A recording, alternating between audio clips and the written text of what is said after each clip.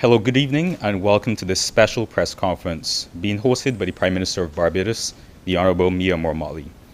This afternoon, the Prime Minister will address the nation on several matters of national importance, as well as take questions from the members of the media who are here present.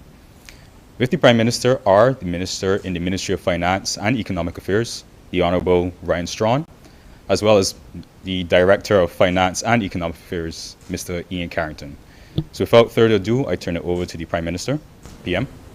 Thank you very much, Alex. Good afternoon to everyone. Good afternoon to members of the media.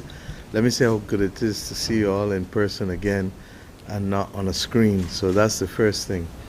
At the outset, I want to offer my own sympathy and that of the governments again to the royal family, to King Charles III, to the Queen Consort, to all of Her Majesty's children, Princess Anne, Prince Andrew, Prince Edward, and the wider family, and of course to the people and government of the United Kingdom. Her Majesty's reign really can reflect a commitment to duty beyond perhaps very few others, and very few others have surpassed what she was able to achieve.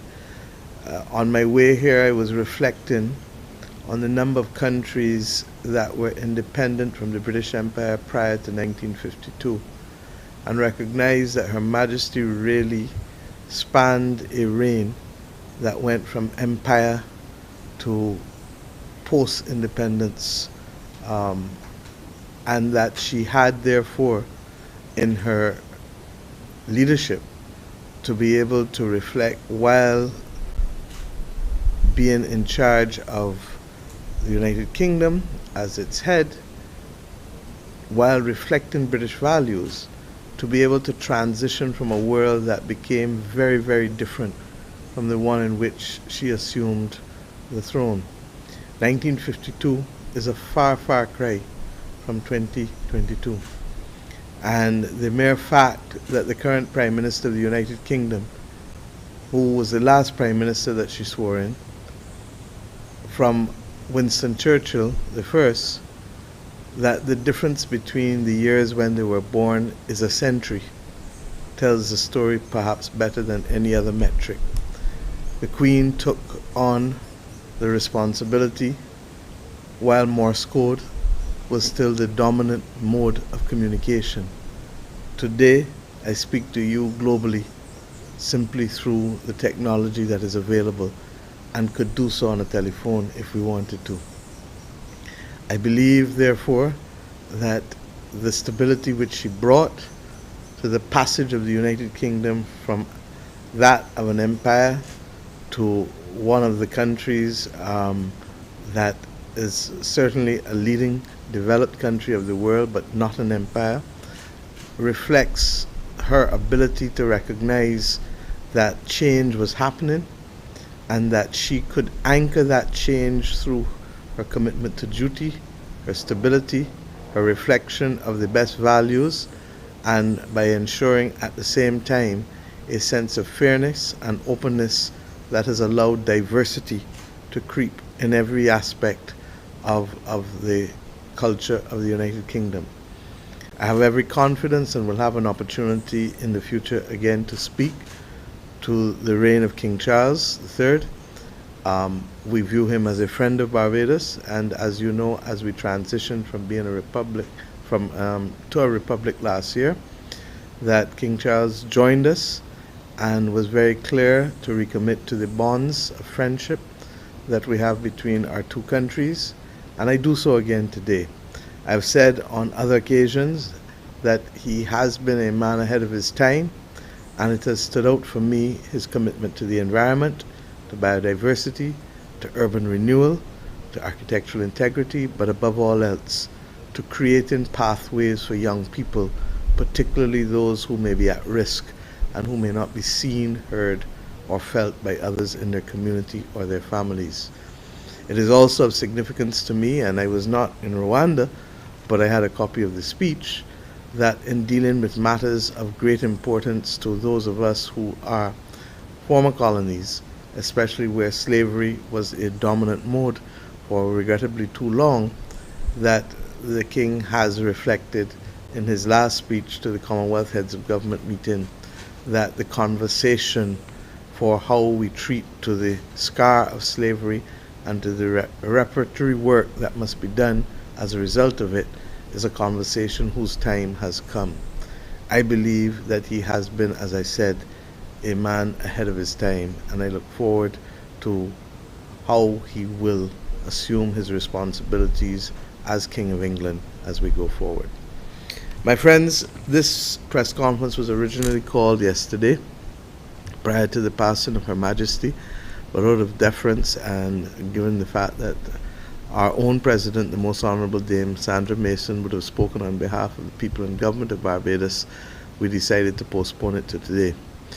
When I did the budget in March, I promised a few things, and I indicated and repeated that along the way. One of them was that we would consult and that we would come back to the country with a clear decision as to where we go, given that the program with the International Monetary Fund comes to an end formally at the end of this month. We have had those consultations starting as early as June and July with the social partners, the private sector and the labour movement. We've met with other smaller and larger groups, and the Cabinet yesterday agreed that we will formally approach the International Monetary Fund again with a letter that I propose to sign this afternoon to the Managing Director, asking for discussions and negotiations to resume. Why? Because we are living, as we all know, in very difficult and uncertain times, and in a world where a number of countries, indeed I think that the numbers are in excess of 40 countries that are on the brink of debt difficulties and debt crisis, that we are conscious that between that and the monetary stance that has been taken by most central banks to be able to control inflation has led to an increase in the costs of borrowing. We have been of the view that the cheapest money in town is still at the International Monetary Fund. In addition to that, it also unlocks other development funds that may be made available to us as a nation. And indeed, about an hour ago, I spoke to the president of the Inter-American Development Bank, who confirmed what the limits and potential is for Barbados, both in the rest of this year, 2022, and in 2023, with respect to the funding that can be made available to us. We also believe that in addition to that, that what is being asked of us does not vary thus far from our own Barbados Economic Recovery and Transformation Program, adjustments to which we will make willingly because we recognize how we need to hone what we are doing in the ability to recover from a COVID environment, but at the same time also to lay that platform for growth. Those discussions, should they start and be successful, will probably make available to us in the vicinity the equivalent of about 130 million US, or what is the equivalent of 90% of quota. But more importantly, what it does is that it unlocks for us access to a new facility that the International Monetary Fund has established, largely as a result of our own urgings. It is not perfect in the way it has been designed and structured, but it is a long way from that which has anything else that exists for middle-income countries such as ourselves. I'm referring to the Resilience and Sustainability Trust, which will make available to us another 150 million, 150% of quota, and probably in the vicinity of 200 to 210 million US on top of the 150 million US that we hope to be able to negotiate, 130 million US we hope to be able to negotiate for. So 150% of quota, 210 million US is the target that we are looking for with respect to the Resilience and Sustainability Trust. And for the extended funded facility, we're looking for a 3-year program instead of a 4-year program, but that will be 90% of quota, and that will allow 130 million US to be unlocked. So from the IMF total we're looking at 340 million US to be able to assist us over the course of the next 3 years. You ask why again? At the end of the day, if the world is in an environment where the rain is falling hard, you need to find a raincoat, you need to find an umbrella, and you need to find boots. And Barbados believes that this is not the time for us to simply go out there at this point in time, given all of the global uncertainty and given the increases in the costs of borrowing and the cost of capital. In addition to that, those things that we have been able to do in the first program, with our first program, 2018, have allowed us to get in large measure to where we need to be. But we recognize that because of COVID, there's still work that remains unfinished. The work with respect to completing the restructuring and repurposing of our state-owned enterprises is a work in progress that we had put a pause on largely because of COVID. We also believe that there's tremendous opportunity for growth. I hear a lot of people speaking, but we forget that the World Economic Outlook, issued in April of this year, has Barbados projected to grow at about 11.2%. And with respect to the other countries of the world, go and check for yourself. I believe that the only country that is expected to have greater growth than us is Guyana at 47%. But you are free to go and check for yourself, particularly since I see all kinds of media commentary, and both from established entities as well as individuals crying out for growth without realizing that Barbados' growth path is pretty much there. The last press briefing of the governor of the central bank reflected a 10% growth figure, and we expect that that figure will continue to hold going into the rest of the year. Can it be better and stronger? It always can be. But Barbados is holding its own.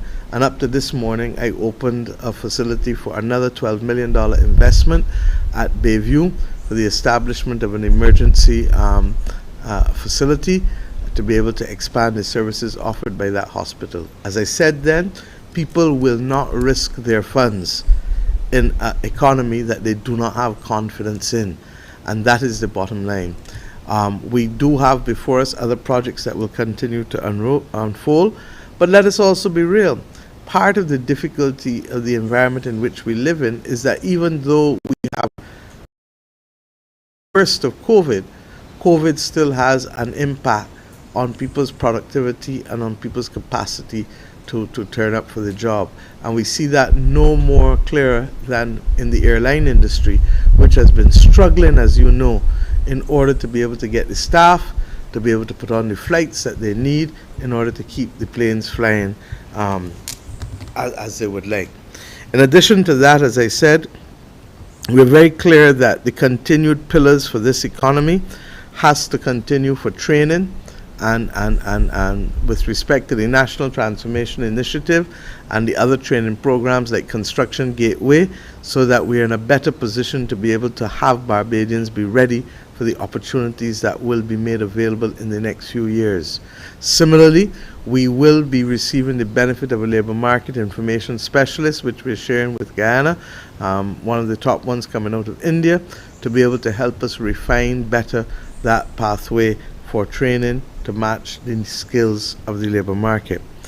Our work in agriculture and food security, as you have been hearing, is continuing apace, and Barbados will have to be that logistics hub, marrying its geography, its access to flights, its access to maritime opportunities for shipping, with those in the rest of the region who perhaps may not have the same level of access. You would have heard me speak earlier about opening up northern Brazil, which is critical for us, and only last week we also entertained a team from there with respect to the fact that they can supply with vegetables and produce and fish, but they are landlocked, and therefore without working with Guyana and Barbados, they're not going to be able to get their produce to the markets in the same way. We also believe that Barbados can be that domicile also for life sciences and biomedical industries, and right now we are awaiting the completion of a survey, a study rather, that is being done by Deloitte for the Barbados Industrial Development Corporation that will guide us with respect to the remaining framework that needs to be put in place for that industry. In addition to that, the renewable energy process continues. I'm happy that the Fair Trading Commission has been moving and making certain decisions, and we are also working. The Ministry of Energy has literally deconstructed the whole process to ensure that the commitment which we made to the people of Barbados for persons to have, as of right, renewable energy opportunities on their housing, and then also to de-risk the housing that we have, that we're in a position to do that going forward. And I'm satisfied that over the course of the next 6 months, we are going to see all of those things come fully to fruition. In addition to the renewable energy, the housing program remains critical for us as a key part of the component, and what we are trying to do is to de-risk it as much as possible. In other words, to make as many Barbadians capable of being owners, not only on the basis of their own income, but that income, when combined with the opportunities presented with the photovoltaic panels, that they're in a position to benefit from that. And while we've had some hiccups with respect to the East-West Chinese housing solution, we are awaiting the persons to come for the additional training, and that has been a difficulty because of the absence of the transit visas. We've made representation yet again to the British High Commission last week that those visas are needed in order to be able to do the training that we need for our people. With respect to the other projects, we are satisfied that those will be on stream, as well as working with the banks and the Housing Credit Fund to create the opportunities for liquidity. That is why you see the National Housing Corporation doing as many housing fairs as possible, because at the end of the day, the more people that are prepared to and can access mortgages, the more houses that can be built to satisfy the need. By the same token, the National Housing Corporation will continue to be that entity that will provide housing for those Barbadians who cannot yet afford to be able to access a mortgage, but who will have to be part of a rent-to-own 30-year program, so that at the end of the day, they still become owners, but government is carrying them along the way because of their inability to be able to access mortgages. I also want to announce this afternoon that we really need, and we will be reaching out to the private sector, in particular, some of whose members have not been complying with the requests from the Statistical Services Department on the surveys that are being carried out. And you may say, why are you humbugging us with more paper? Because at the end of the day, if we do not capture the size of this economy appropriately, it restricts the amount of fiscal space, the amount of room that government will have to spend going forward. So when you have entities, as I see here, who are in the business of literally production, but are refusing to cooperate for the collection of data going back 2014, 2015, 2016, entities that are still very much in existence, 2018, then we have a problem. And I have asked the Attorney General as well as Minister Strawn to let us do any amendments that we need to the legislation, because we need to measure what we are doing and how much we are earning in this economy. And very often what is happening is that our failure to measure all of the activity, both within the formal sector and even in terms of the informal sector, means that we are limiting ourselves in terms of our possibilities. And that is our problem, not anybody else's problem. So I'm asking formally, and I'm asking the media formally, to treat this as a special reach out, shout out, call it whatever you want, that we need Barbadian companies and individuals to cooperate, whether it was the census, whether it is the Statistical Services questionnaires, central banks questionnaires that come.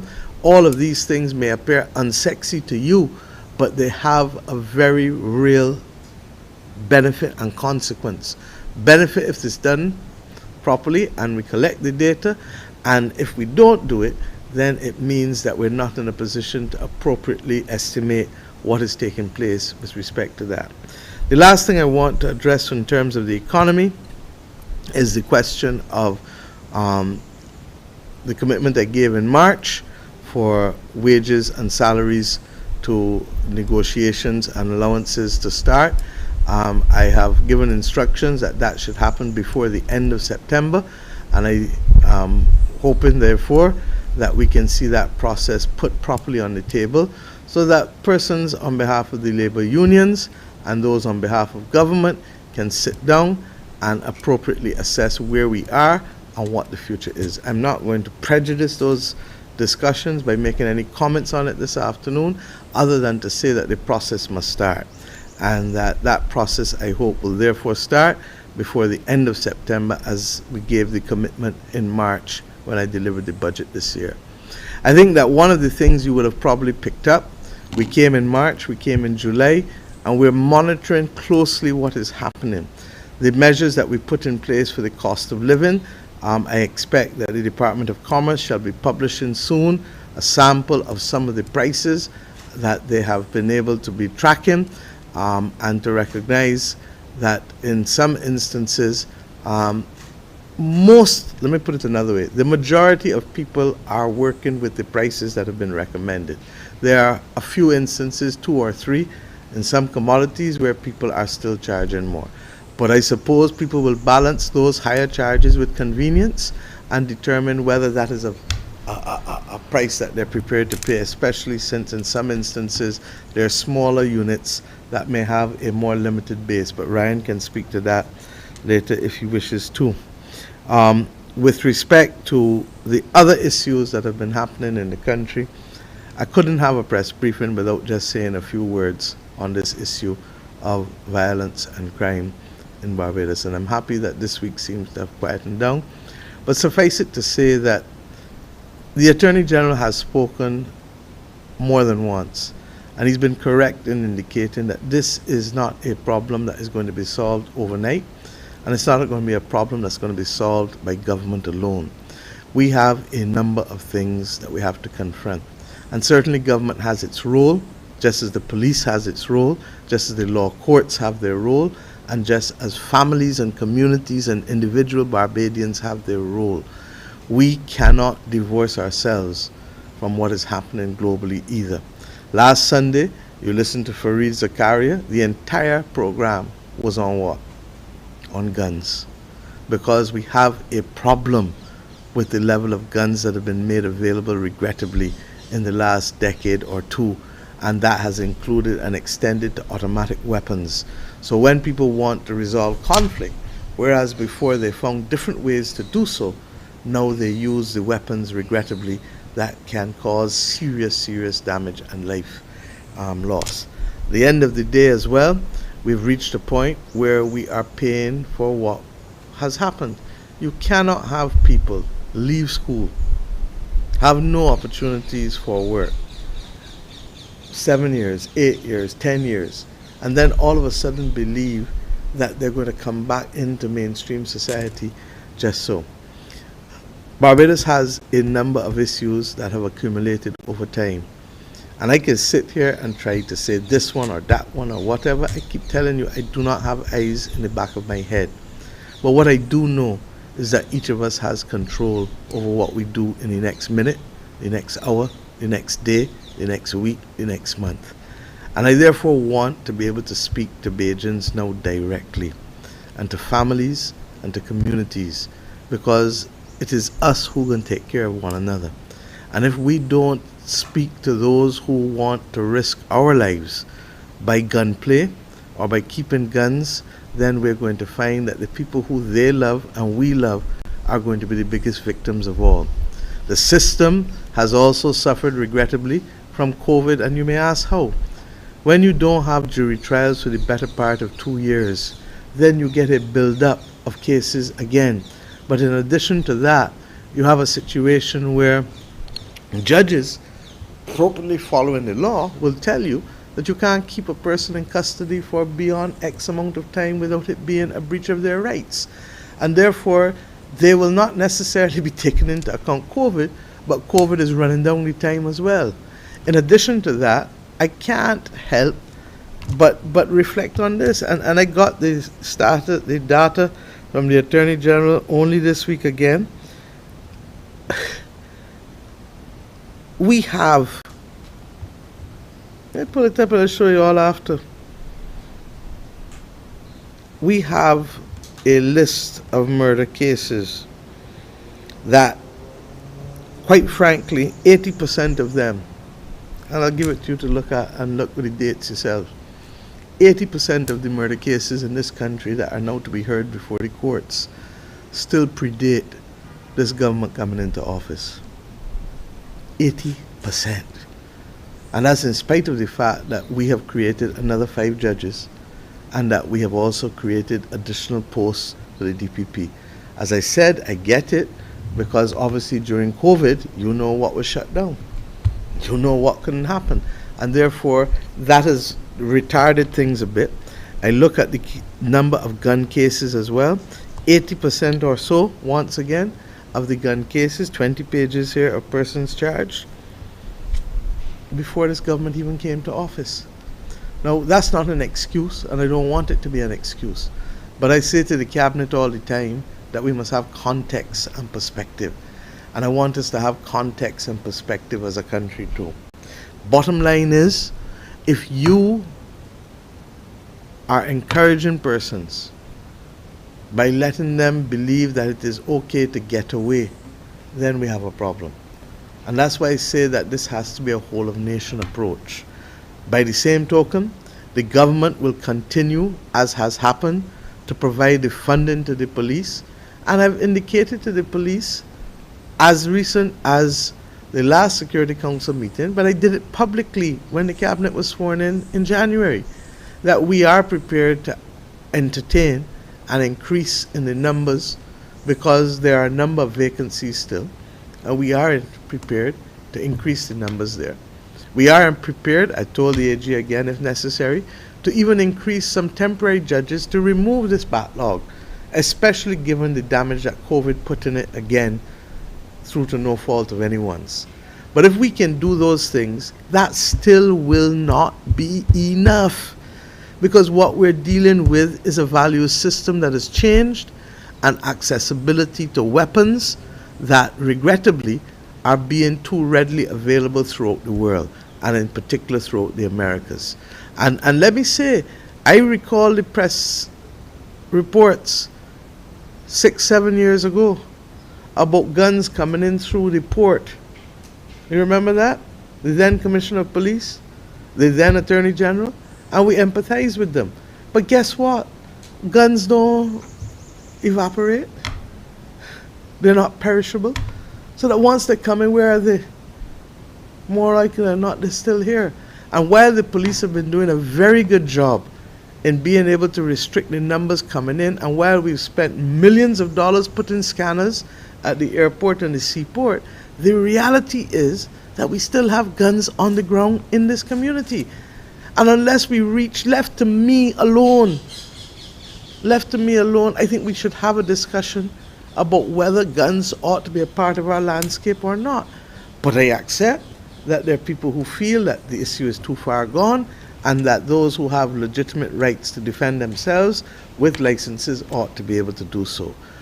Problem is that when people become desensitized to killing, guns become an appropriate tool for them. And that's the difficulty that we are facing. So unless we start to have discussions in our homes, in our communities, in our community clubs, this is not about government alone. Cannot be, has never been. But government has an essential role to play with the provision of policies and legislation for law enforcement. There is an amendment that will come that will correct the section of the Firearms Act that struck down the mandatory sentencing, and that amendment pretty much, we believe, can follow that which is being done in the United Kingdom, in Turks and Caicos, and in other countries, where the sentence of imprisonment for possession of guns will be mandatory unless there are exceptional circumstances that the judge is satisfied that can be there. That amendment must come to the House now, and the AG will bring that shortly. But the bottom line is, my friends, we must treat to this as one people and as one nation. And I hope and pray that we understand the gravity of what we're dealing with, that this has been the subject that has been contained within groups is no comfort to anyone.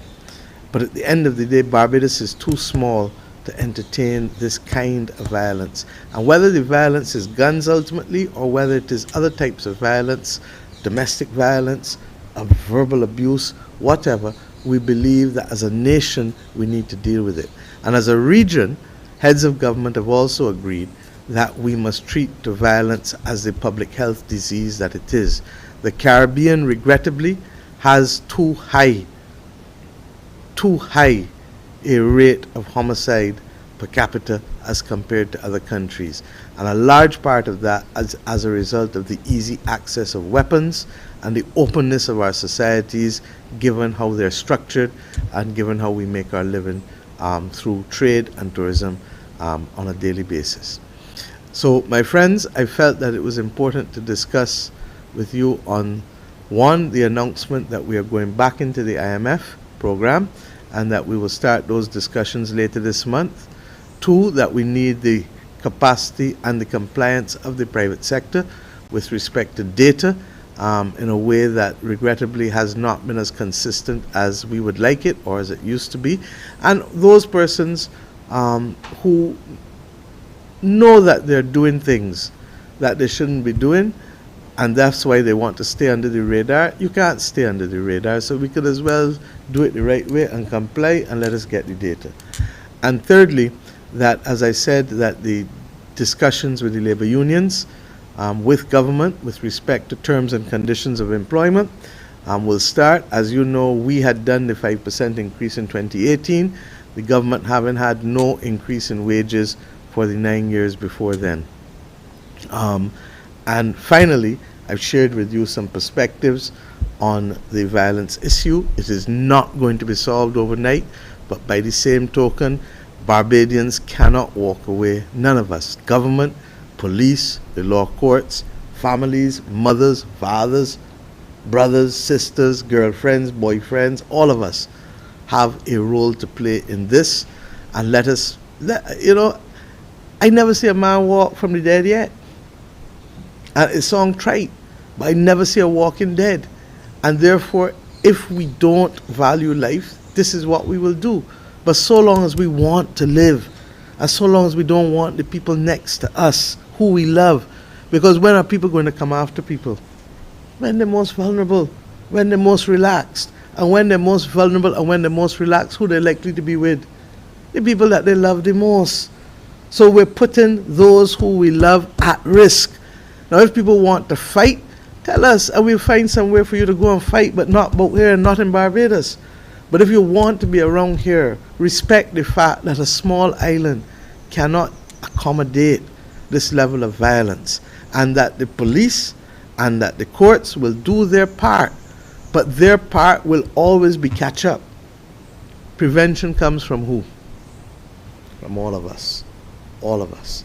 And that is why we will continue to put the programs out there at the community level, to have the training in cultural and sports industries and in other areas, construction gateway, all of the things that will allow people to be able to earn and hopefully to avoid that old time saying that the devil finds work for idle hands. Let us stay busy doing things that will add value to our families and to our communities. I'll pause at this stage because I'm sure that many of you may have questions, and Ryan is available, DFE is available, and myself, and we hear what you have to ask. It's right there.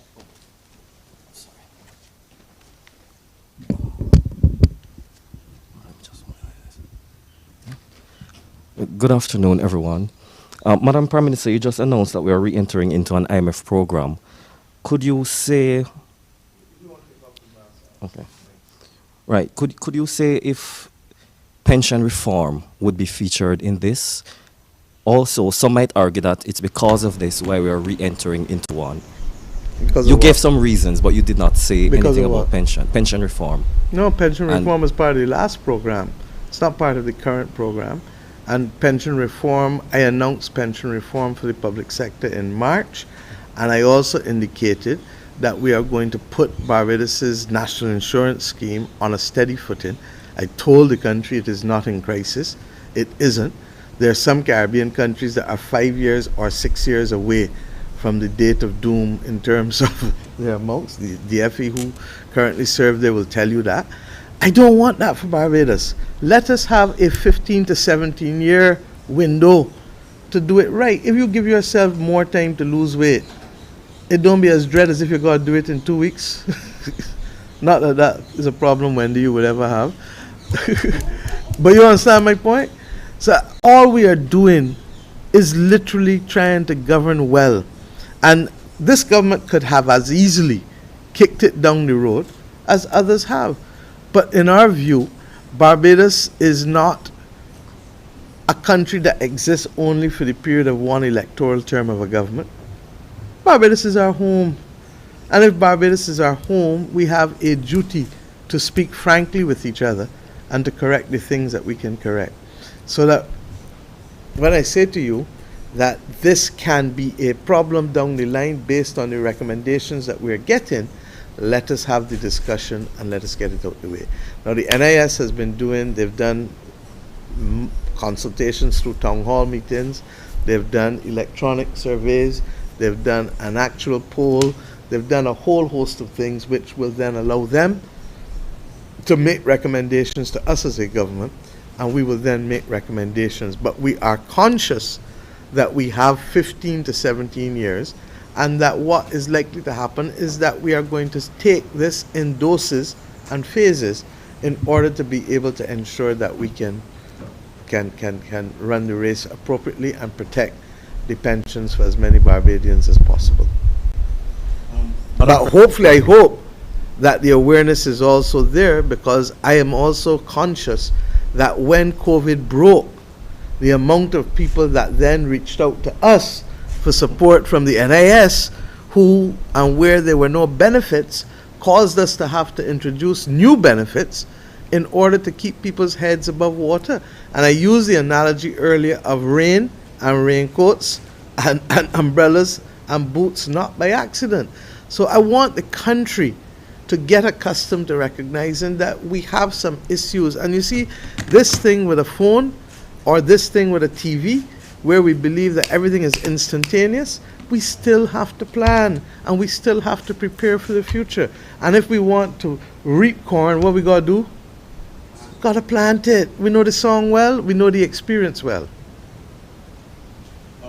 Minister, Yes. Paul Velmanzi from Nation News. Just to get some clarity, is this going to be an additional EFF Yes. as we complete Yes. both, as opposed to a second homegrown plan? And also, could you do you anticipate additional? I don't know who wrote that question for you, Carl, because it didn't make any sense. Let me break it down for you. Right. There will be a Barbados Economic Recovery Transformation Program 2022. When we go into discussions with the IMF, they recognize it more than us. It is better that the program be homegrown, because when it is homegrown, what does that mean? That we are more likely to implement it without resistance and without difficulty. So yes, there will be an extended fund facility, a new EFF. I've said it would be a 3-year as opposed to a 4-year program. But with respect to the BERT program, that allows us to say to them, in coming to this program, this is how we view Barbados' development and economic recovery and transformation in the next few years. Because they see that there, it means that there is usually less of a distance separating us and them in the negotiations. Okay? Now, there are some countries that allowed them, and remember when we started the first BERT program, the then governor, the former governor of the central bank, Delisle Worrell, recommended that we don't do any debt restructuring, and that the consequences would have been, what, 5,000 to 7,000 people being sent home. Can you imagine what would have happened if we had sent home 5,000 to 7,000 people and 2 years into that we got COVID? Can you imagine what this landscape would have looked like? Can you imagine, therefore, that when we say that we are going to restructure state-owned enterprises rather than just simply arbitrarily sending home people, it is because we believe through economic enfranchisement and through retraining, we can create opportunities for those same people to deliver goods and services. We also believe that beyond the boundaries of Barbados, that there are opportunities for work. There's a program for there's a shortage of cybersecurity workers globally. And we believe that we can train more people to deliver those services from here. So that the combination of those things is what drives the BERT program. And there are 6 pillars, Ryan can share them with you, that we feel are fundamental to driving the BERT program. But that is not imposed on us. What that does is allow us to go to the discussions and to recognize that there are certain things that we want to do. For example, we just come out of an IMF program. They haven't asked us to create a fiscal council, but this government probably will create a fiscal council early next year. We're not going immediately to the market for funds, other than the debt for nature swap that Ryan has been anchoring for me, that will see us repurchase $150 million US dollars of our $500 million US dollar Euro bond, and to have that at lower interest rates, and that the interest savings will go to help finance a marine conservation trust so we can start the marine spatial planning. The only thing that prohibits us going to the market ultimately is debt and credit ratings. Barbados has had stable outlooks and increase in its improvements in credit rating. You remember the 23 downgrades we had? Nobody don't talk about it anymore. But instead of downgrades, what have we had? In spite of COVID, in spite of the hurricane, in spite of the freak storm, and in spite of the inflationary pressures as a result of the Ukraine war, Barbados has not gotten a credit downgrade. Why? And that's why I'm amazed. Last week I read the Nation's editorial. The Nation editorial told us that we did not have a prospectus for the BOSS bonds, when not only did we go to Parliament, but a prospectus was issued by Central Bank. They told us that our finances were in perilous circumstances, but the last IMF report that is independent told us that Barbados' finances was in good shape. So I begin to feel that there's some other agenda out there that I'm not aware of, particularly when the agenda is not premised on facts. If the agenda was premised on facts, you got me. Hook, line, and sinker. But when it is not premised on facts, when I can hear on the news this week from other news entities that we have a problem with growth in this country, but yet Barbados is likely to record the highest growth in the world with the exception of Guyana in this year. Now, granted, percentages are all relative. But even being relative, we're doing more than others. And that's what it effectively says. With the capacity and where we are, we're doing better than most. Are we doing what I would like to see? What he would like to see? What he would like to see? Not fully yet. But that's because we are literally buffeted, boom, boom, boom, boom, from pillar to post on things that we have no control of. And I listened to Prime Minister Truss this week. Her energy plan is to go until when? What month? Sorry? The end of January. Our cost of living plan is to go until when? The end of January. Ours came out when? In July. When we were talking about doing the pandemic levy, y'all carried stories and said, oh, the government introducing retroactive legislation, taxation, and come against us. What happened? Rishi Sunak, what he do? Same thing. You understand? Other countries in the world all talking about windfall taxes. And all we've said is that, look, a tax that we announced today to start 3 months from now can't be retroactive. And if its base is historic, well then so is personal income taxes and corporation taxes and VAT. You don't pay taxes on the income you intend to earn. You pay taxes on what you have earned. Okay? So when I look and see what other countries are doing, both in terms of the same policies, following us, in many instances, we follow some too. But when we look and see, then we realize that, look, this world in which we are living is not easy. And that you literally have to just pause and look at, you know when the wicket playing funny? You know, you got to stop every so often and just look around and see. This wicket is playing funny. Not because of anything we've done, but because of circumstances completely beyond our control. Who would ever have thought that 96 degrees in the shade was an understatement for weather on this earth? You see the heat waves coming.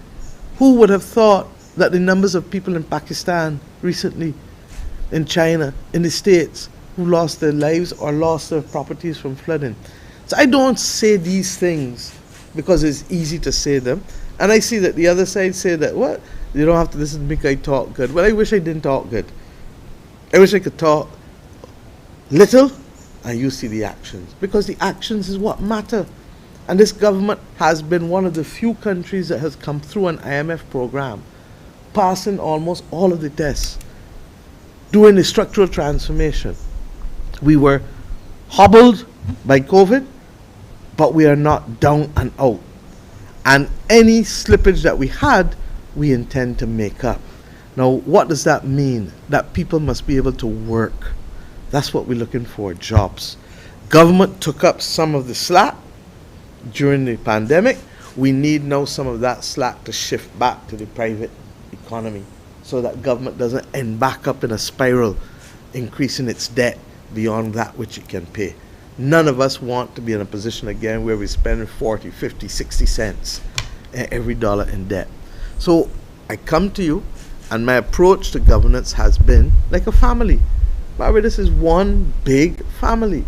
And there are going to be times when we have good conversations, and there are going to be times when the conversation is difficult. Conversation on guns, difficult. Because we didn't get there overnight, and it didn't get solved overnight. On this economy, however, we have had substantive progress, and we intend to be able to build on it. But it does mean that we need cooperation in certain areas. It does mean that there may be need for sacrifice in other areas. And in other areas, we need innovation and greater efforts at productivity. Oh, sorry. If I can ask a question of Mr. Strawn and Mr. Carrington, Wendy Burke, CBC. Now, in terms of the program that we're just going into the discussions to ask about the funds, but should it be given and granted, given their approval of the first homegrown program, can we see major fundamental changes to the new program, one? And two, will there also be benefits for Barbadians as in the bonds that we've seen before?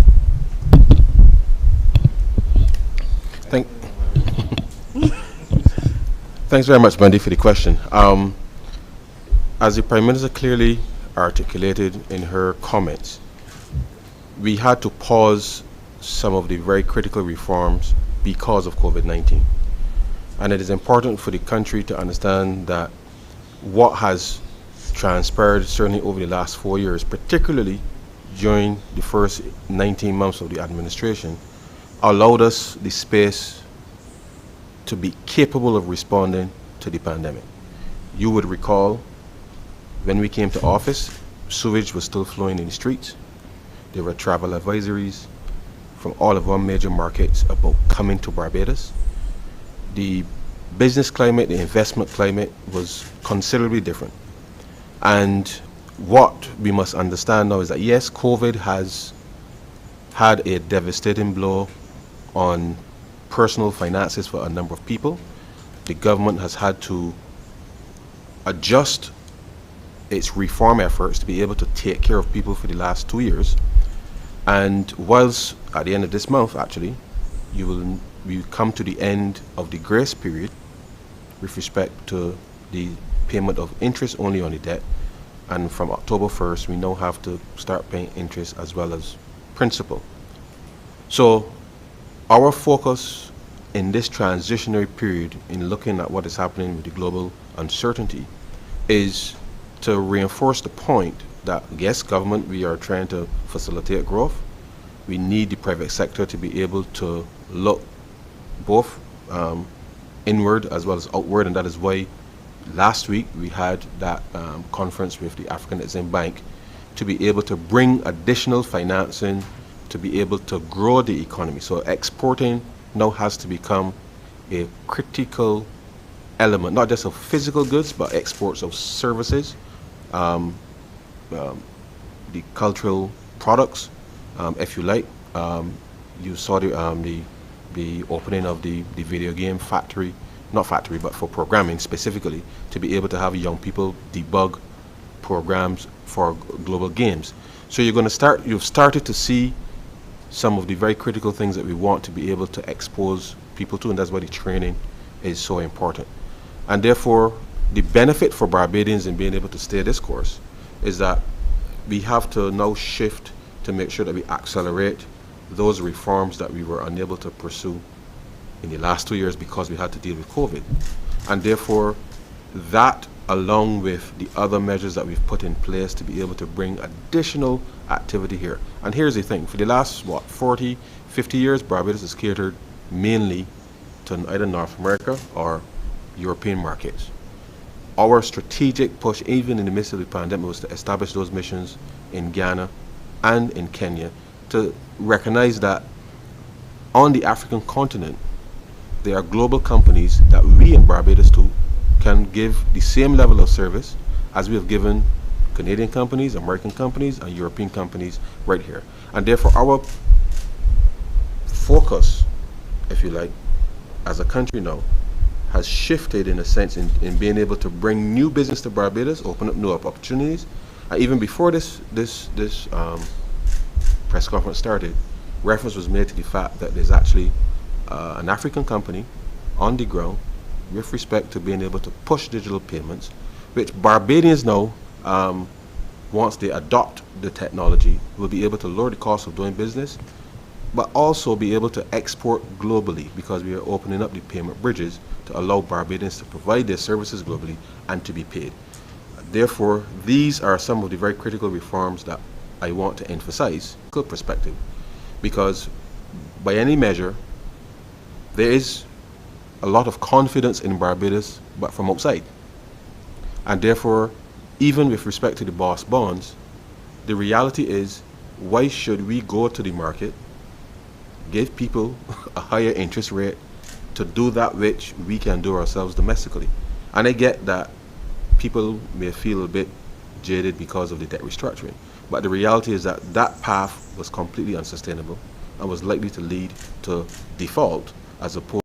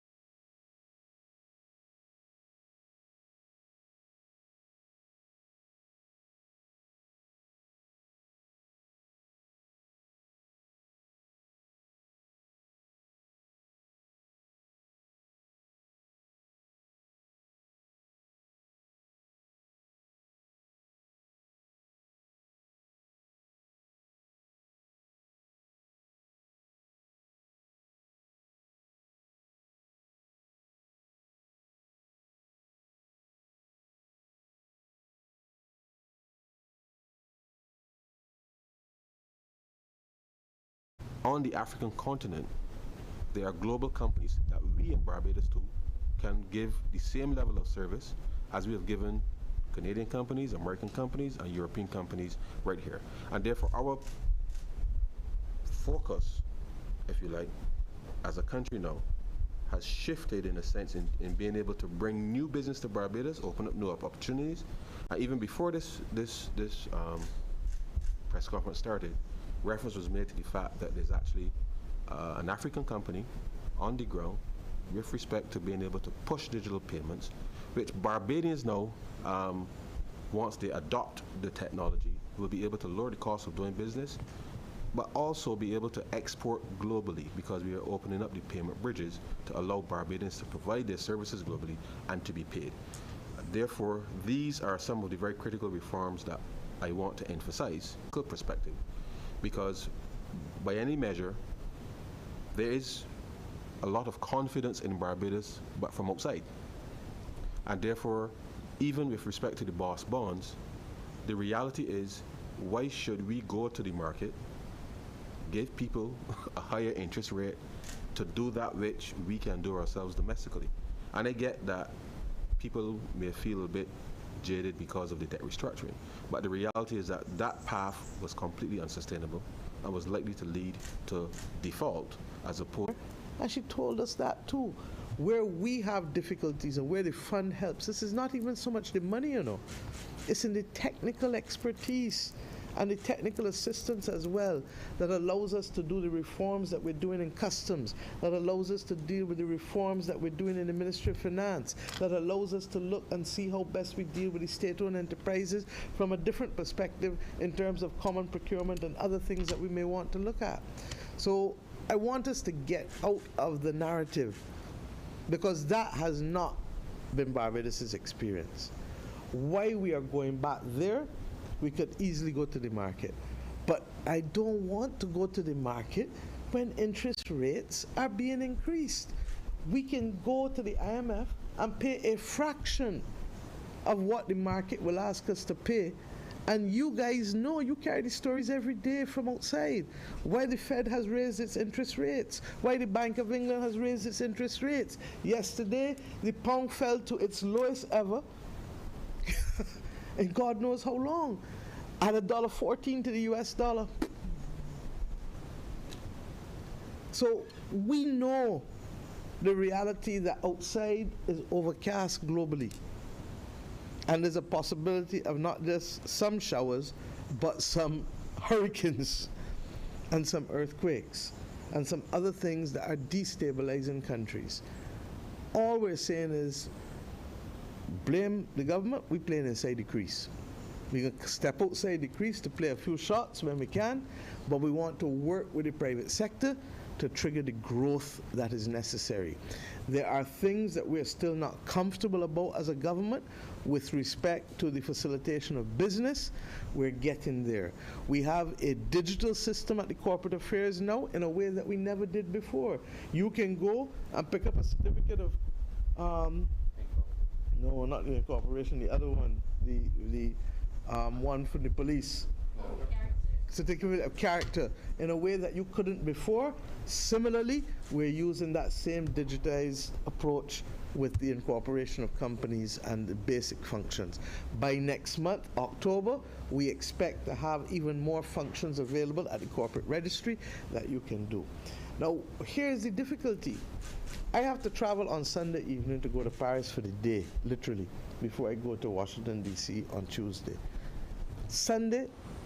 Monday at lunchtime, I'm meeting with the Organization of Economic Cooperation and Development, otherwise known as the OECD. Why? Because they are the ones, for example, that continue to be able to put a lot of pressure on this whole question of a global minimum tax.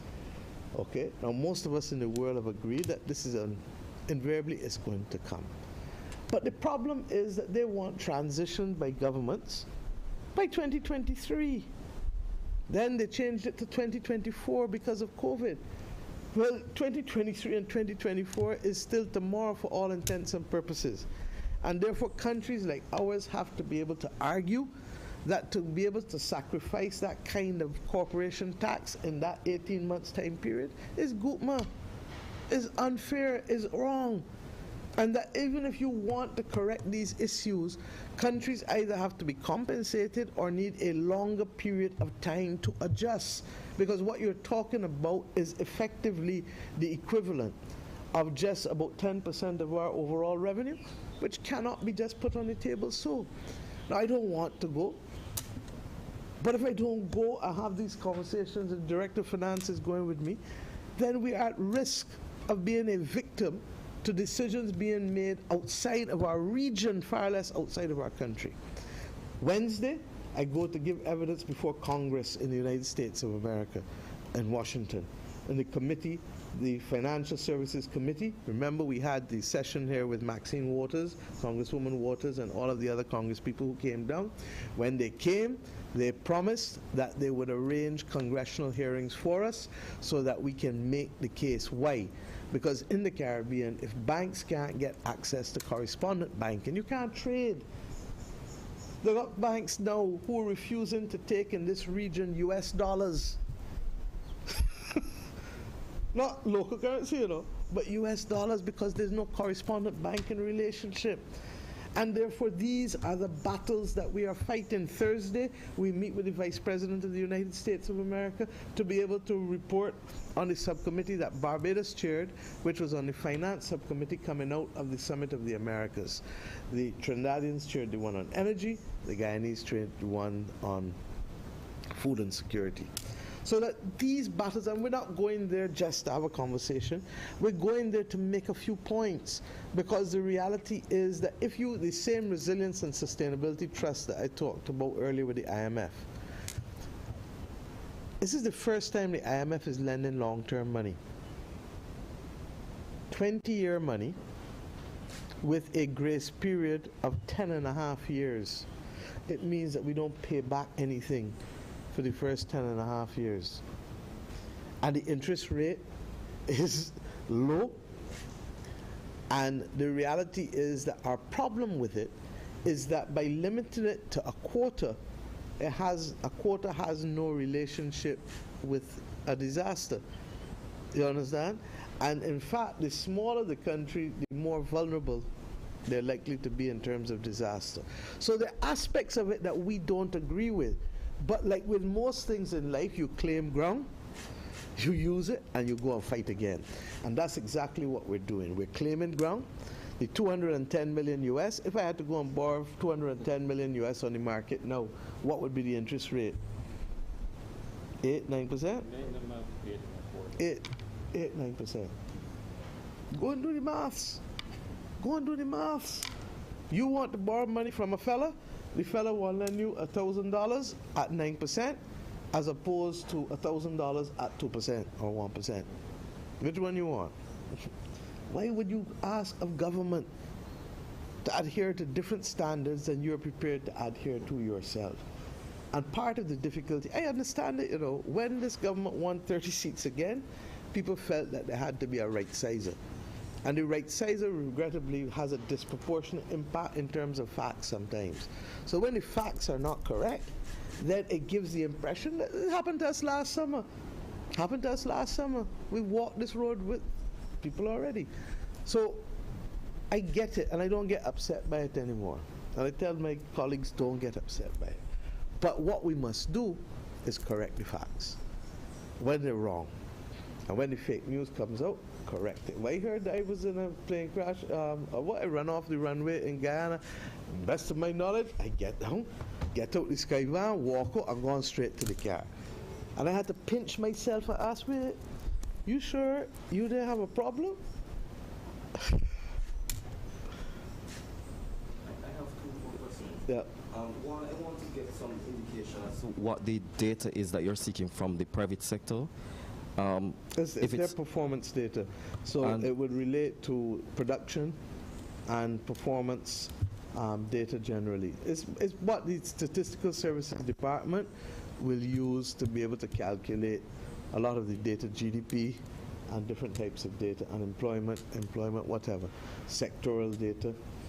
But I will say that one of the things that we want to do in the next year is move the Barbados Statistical Services Department from being a department of the ministry to being an independent statutory entity with its own board, advisory board, and also dealing with big data.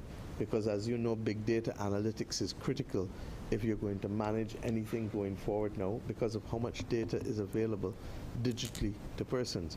And I feel that the country deserves an independent entity that is not subject to the dictates of any ministry. And we've promised it, and we want to deliver it, and we hope to do so. But we need to have a healthy culture and relationship for data, because without data,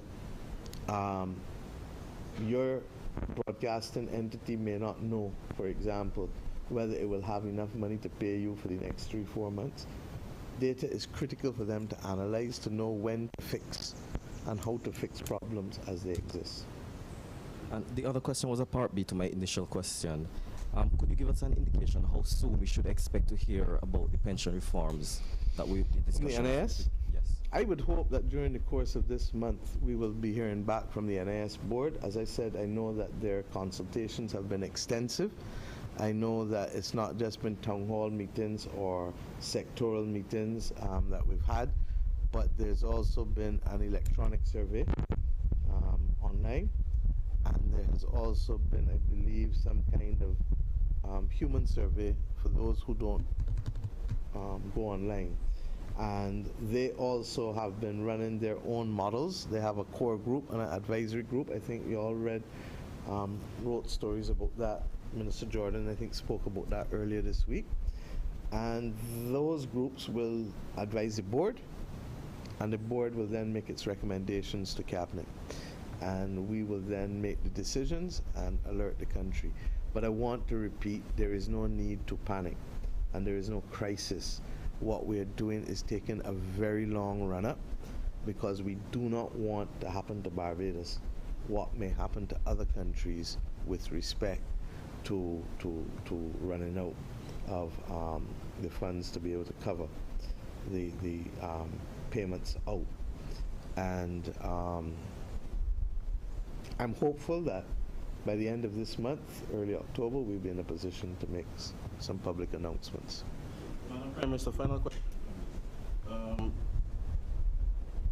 Already I could hear some of the detractors saying that... That means you talk to them regular. I'm being devil's advocate here. You know why I love it though? Because I keep saying the more they detract and the more they do that, the sharper we become in terms of our focus. Okay. To be able to show people that what is causing us to come to work every day and to work 12 and 14 hours is not simply to pretend as if we work in, or as Trinidadians say, making as if, but it is really to bring substantive benefits to Barbadian people. And I'm satisfied that we've done so. As Ryan said earlier, had we not done the reforms that we did when COVID broke, God help us as to where this country would be now. Had we not taken the decisions to restructure our debt rather than sending home 7,000 people, as some of the detractors wanted us to do, then God help where we would have been. So please proceed. Okay, so share with me what you hear them saying. Being that mouthpiece at the moment, the question would be, obviously be, in terms of the debt to GDP ratio, as a result of this program that we are hopefully entering into. How is that going to be impacted? But part of what we've committed to is bringing down our debt to GDP ratio. And we've done that systematically. We had the hiccup with the pandemic. And because of the pandemic, we had to go, and the ashfall, we had to go and hire people, because if we didn't hire them, how they would eat? How they would eat? So that we accepted that there would be an uptick in the debt to GDP ratio, both because of the contraction in production in the country. It shut down a country for how long? Better part of 6 months in 2020 or more, and in 2021 it was 3-4 months again. Must get contraction. Okay, so GDP will contract, Once GDP contracts, the debt to GDP ratio is going to increase even if I don't borrow much. And the facts show that the contraction in GDP was far greater than the increase in debt. The increase in debt, look, put them in absolute terms. When we took over this country, the government, the debt was over 16 billion, about 16 billion, 15 point something, 16 billion. The debt is not even 14 billion. In spite of all of the borrowing that the detractors tell you we're doing. But they don't tell you that the borrowing is to build capacity, or they don't tell you that the borrowing is to ultimately carry the country back on a growth path. But what they also should tell you is that the borrowing is not outstripping our capacity, and that it is sustainable, and that is why we have committed to bringing it down gradually over a period of time. Now, the initial thing was a big drop, and we've said to them that in our view 6% primary surpluses are unsustainable. We did it once, we could have done it, but having gone through COVID, and having gone through the ash fall, and having gone through the hurricane, and now going through the inflationary pressures from the Ukraine war, we don't believe that a 6% primary surplus is the kind of thing that is sustainable. And I use the analogy many times. Remember, you can lose weight at 2 pounds a week, 4 pounds a week, 6 pounds a week. Try and lose it at 6 pounds a week and see what happens with you. You're going to fall away and fall down. Bad feels. So it's not sustainable either. Just as debt accumulation is not sustainable. All right, final question from me. You mentioned that you are going to be talking with the OECD, and yourself, as well as Minister Strawn, spoke about the fact that some private sector entities are not compliant. I just want you to show the correlation between this lack of compliance and or grey listing when the OECD begins to suspect that our companies might be involved in anything nefarious. Right, it's two different things completely. The OECD's thing related to and the blacklisting which we had from them, and ultimately grey listing, related to historic facts going back to 2014 to 2018 June. So that we are really just serving the sentence for a period of time that's gone. You would recall, and I said it last Friday, regrettably, at Ben Arendel's funeral, who we will miss dearly, that the first 6 months of our government was to change 14 pieces of legislation that allowed us to become fully compliant. We've done so. There's some tweaking that we have to do. The issue with the OECD that I'm speaking about on Monday has less to do with the blacklisting and more to do with the time frame for the global minimum corporation tax. The lack of compliance of the private sector companies related to their compliance with respect to domestic issues, supplying data to us to allow us to be able to do appropriate measurements and to benefit from it, because we really believe that there's more economic activity going on out there than the government is capturing. That's the truth. And we all know people who do the thing but don't pay taxes, or do the thing but don't come into the system. And we need to get everybody to understand that when you're doing that, you forget that you're driving on roads that you don't want to have serious potholes in, or that you may have to go to the hospital and want to know that the hospital got the medical supplies and the different things that they have there. And there's a good old time saying that a little with content is great gain, and many hands make light work. If we don't all pull together and help carry the burden of the cost of public goods and services in this country, then it means a disproportionate burden will fall on a few. Secondly, when I say that a little with content is great gain, whatever you are earning, you need to put a little one side there for the government to deal with the fact that it is the government who is causing our children to be educated. It is the government who is providing the health services that we rely on, even if sometimes people want to quarrel about them. It is the government who is fixing the roads. It is the government who is providing public transportation. It is the government who is dealing with the collection of garbage. In some countries, you've got to pay for the collection of garbage. It is the government who is keeping water prices relatively low in this country as compared to other Caribbean countries, where water prices in Antigua and Bahamas and elsewhere are significantly higher than what we pay in this country. So that when the government says to us, put a little something on the table there for me, please, so that all of us can pay. And those who are employees carry the disproportionate burden because it's taken out by your employer before you go anywhere. But the self-employed and the others in the society need also to recognize that if we all do it, then many hands can make light work. And I want to end on this. We got short memories. What did I announce in 2019? We forget that in an IMF program, and I can end on these things and you can take them wherever you want, because for those who say that an IMF program is only bad, in an IMF program this government has bought the largest number of electric buses per capita and in absolute terms in the Caribbean. In an IMF program this government has fixed temporarily the South Coast sewage system. In an IMF program, we bought $10 million in equipment for MTW to help them do some of the work on the roads beyond the other contracts that you see them doing. In an IMF program, we also ensured that we gave an increase that was sustainable and comparable to what we felt we could carry at the time for public servants. In an IMF program, we built a new accident and emergency department.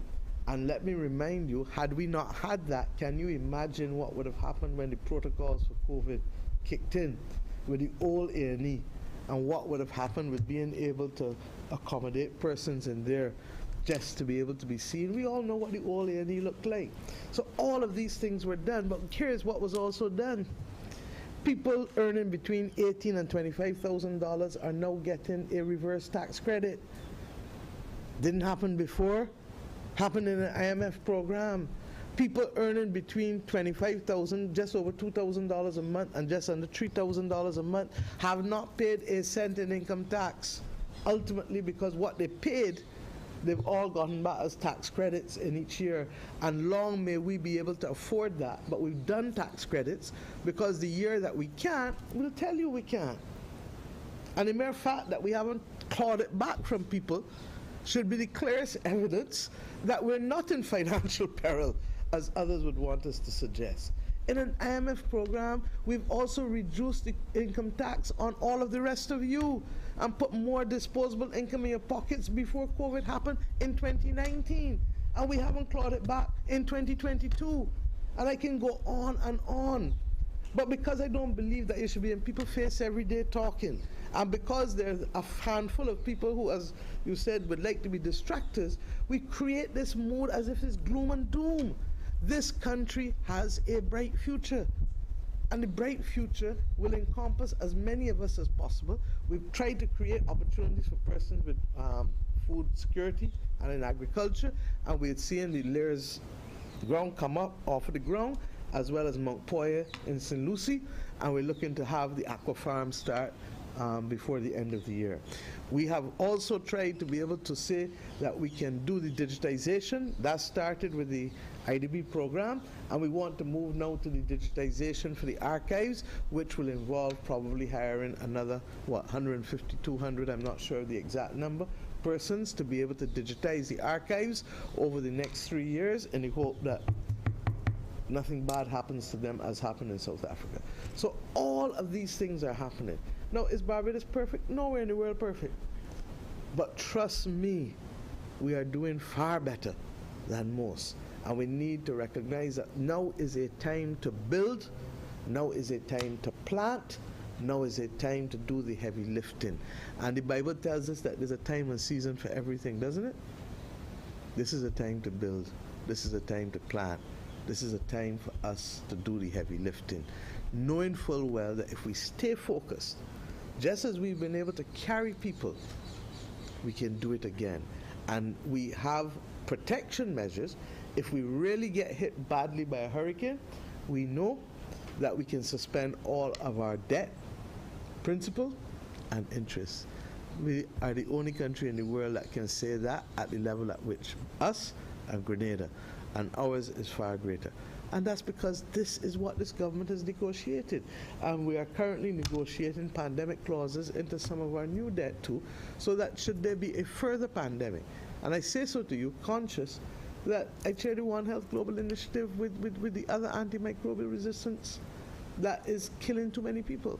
So believe you me, It's not easy, and we can't do it alone, but if Barbadians bond together, and if we recognize as well that, and the big issue that we have to talk about, which I won't fully today, is the population issue.